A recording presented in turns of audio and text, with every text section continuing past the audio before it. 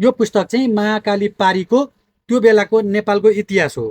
विक्रम सम्वत 1846 देखि विक्रम सम्वत 1872 को बिचको जुन बेला नेपालले महाकाली पारीलाई आफ्नो भूभागमा समावेश गरेको थियो। एकजना साथीले यो किताबको सन्दर्भमा एउटा चासो राख्नु भएको थियो। उहाँहरू चाहिँ वंशावली तयार गर्दै हुनुहुन्छ अरे, अनि यो पुस्तकमा उहाँका पिता पुर्खाको नामहरू उल्लेख छ कि छैन एकचोटि हेरेर भनिदिनु न भनेर चासो राख्नु भएको थियो। यो तपाईँको वंशको एउटा गौरवपूर्ण इतिहास पनि हो, किनभने जुन बेला नेपाल राज्य एकीकरण भएको थियो त्यो बेलामा नेपालका प्राय हरेक घरधुरीका मान्छेहरू, हरेक घरधुरीबाट एक एकजना कुनै न कुनै रूपमा युद्धमा सरिक भएका थिए।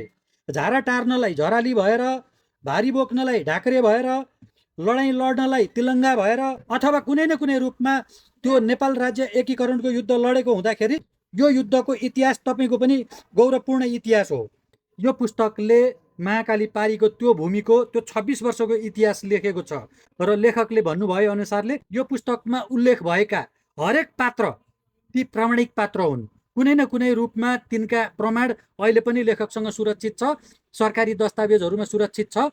तपाईँका पनि पिता पुर्खा त्यो भूमिमा गएर लडाइँ लडेकै हुनुपर्छ। तपाईँलाई पनि आफ्नो पिता पुर्खाले आर्जेको त्यो भूमि कसरी आर्जन गर्न पुगे, त्यहाँनिर पुगेर के कस्ता कार्यहरू गरे, त्यहाँनिर के कस्ता छापहरू छोडे, त्यहाँ पुग्नलाई के कस्ता शासकहरू अथवा त्यहाँका जनताले सहयोग गरे र त्यहाँबाट के हालतमा आफ्नै भूमि फर्किनु पर्यो भन्ने त्यो 26 वर्षको इतिहास चाहिँ तपाईँले यो पुस्तकमा पढ्न भेटाउनुहुन्छ।